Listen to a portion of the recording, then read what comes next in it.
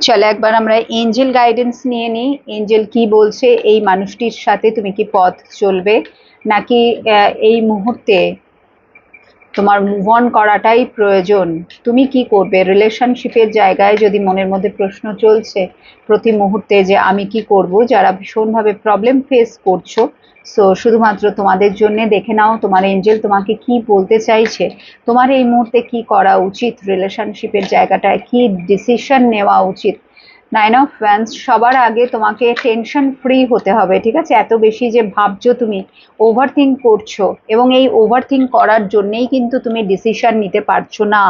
তোমার মনে হচ্ছে, একবার মনে হচ্ছে বেরিয়ে যাই, একবার মনে হচ্ছে না আমি বেরোতে পারবো না, ঠিক আছে, আমি ওর সাথেই তো থাকতে চাই, ঠিক আছে?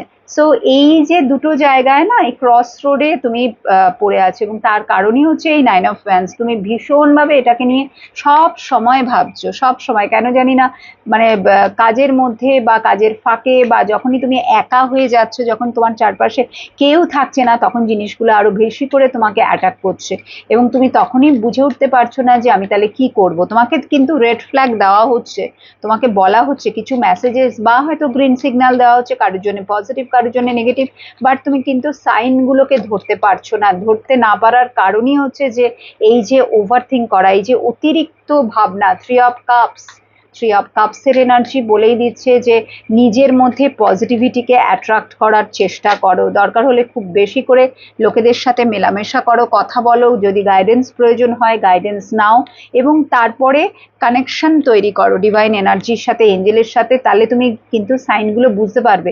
তুমি এই যে বড্ড বেশি না একা থাকছো, নিজেকে সবার কাছ থেকে সরিয়ে নিচ্ছ, বেশি মেলামেশা করছো না, যার ফলে আরো বেশি নেগেটিভিটি তোমাকে ঘিরে ধরছে, যার ফলে আরো ব্লকেজেস তৈরি হচ্ছে তোমার ভেতরে, যার ফলে তুমি ডিসিশন নিয়েও নিতে পারছো না। তো তোমাকে একটুখানি মেলামেশা বাড়াতে হবে।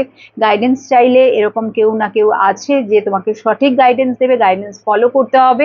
এবং ম্যাক্সিমাম আর বলা হচ্ছে 2 মাস তুমি ওয়েট করতে পারো, maximum 2 months. It's not 6 months, it's only 2 months. এবং তারপরেই কিন্তু তোমাকে মেজর ডিসিশন নিতে হবে, বিকজ ইটস টু লেট। অনেক, তার মানে তোমরা অনেক দিন ধরে এটা নিয়ে কিন্তু প্রবলেম ফেস করছো। ইয়েস, 5 অফ ওয়ান্স, অনেক দিন ধরে প্রবলেম ফেস করছো, বাট বাবু তোমাকে বলাই হচ্ছে আর ঠিক 2 মাস নিজেকে সময় দাও।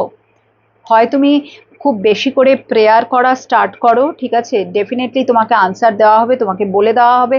যদি ক্ল্যারিটি না পাচ্ছ বারবার বলো, ক্লিয়ার মেসেজেস তোমার কাছে চলে আসবে। আদারওয়াইজ কারুর না কারুর মাধ্যমে তুমি জানতে পারবে তোমার কি করা উচিত, এবং ম্যাক্সিমাম 2 মাস, তারপরে কিন্তু এখান থেকে তোমাকে বেরোতে হবে।